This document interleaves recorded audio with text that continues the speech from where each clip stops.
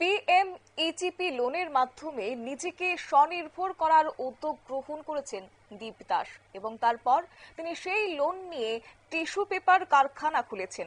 আজ সেই কারখানায় পরিদর্শনে গেলেন মন্ত্রী শান্তনা চাকমা। অবশ্যই নিয়ে জানবো বিস্তারিত। আমাদের সঙ্গে যুক্ত হয়েছে প্রতিনিধি পুলক নাথ। পুলক, কি জানতে পারছো? হ্যালো। হ্যাঁ পুলক, কি শোনা যাচ্ছে? হ্যাঁ, পুলক, কি জানতে পারছো? আজ মন্ত্রী শান্তনা চাকমা এই কারখানায় গেলেন, পরিদর্শন করলেন, তারপর কি বললেন তিনি?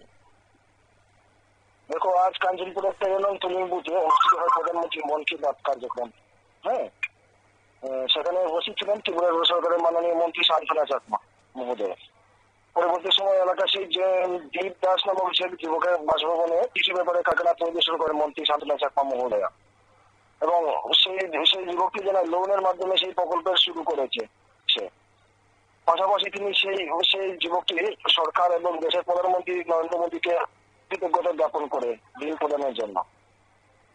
একেবারেই ধন্যবাদ। আপনারা শুনলেন, অর্থাৎ রবিবার একদিকে যখন প্রধানমন্ত্রীর মন কি বাতের 125তম পর্ব ছিল, সেই পর্ব শোনার জন্য কাঞ্চনপুর মন্ডলের উদ্যোগে আয়োজন করা হয় 60-13 নম্বর দাসপাড়া পোলিং বুথে মন কি বাত অনুষ্ঠানের কার্যক্রম সেখানে আয়োজন করা হয়। মন্ত্রী শান্তনা চাকমা সেখানে উপস্থিত ছিলেন এবং এই মন কি বাত শোনার পরই দীপ দাসের কারখানায় তিনি যান এবং ওনাকে একদিকে যেমন শুভেচ্ছা জানিয়েছেন, অন্যদিকে প্রধানমন্ত্রী নরেন্দ্র মোদী এই যে নতুন করে একটা স্কিম নিয়ে আনা সাধারণ মানুষের উদ্যোগে, তা নিয়েও কিন্তু তিনি এদিন কৃতজ্ঞতা জ্ঞাপন করেছেন। নিয়ে নিজে ছোট্ট একটি বিজ্ঞাপন বিরতির সঙ্গে থাকুন।